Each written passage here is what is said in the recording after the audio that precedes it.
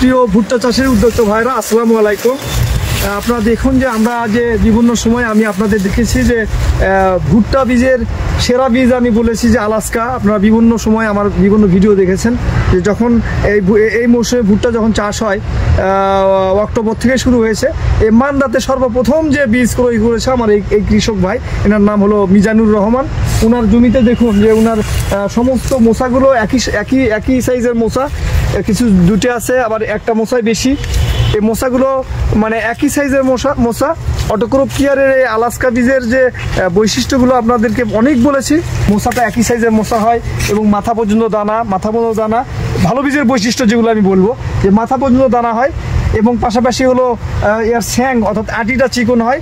এবং এই বীজের ভিতর অর্থাৎ এই যে ভুট্টার যে ভুট্টা হবে, দানা হবে, এই দানাতে ওয়েল পার্সেন্টেজ ও তেলের পার্সেন্টেজ বেশি হওয়ার কারণে রোদেও শুকায় না, মানে রোদে বেশি ওজনটা কমে না, যার কারণে আর ফলনটা শুকালেও মনে করেন যে অনেক ভালো থাকে। এই জন্যে সারা বাংলাদেশের যত বীজ আছে সব থেকে সেরা বীজ মনে করি আমি এই আলাস্কা বীজ। এবং কৃষক যারা লাগাচ্ছে তারা অনেক খুশি যে না, অটোক্রপ কেয়ারের বীজ এই আলাস্কার মতো সেরা বীজ কিছু হয় না। তো যাই হোক, এরকম ভালো বীজ চাষ করে কৃষি ব্যবসায় লাভ করবেন এই আশাটুকু ব্যক্ত করছি। সবাই ভালো থাকবেন। আসসালামু আলাইকুম।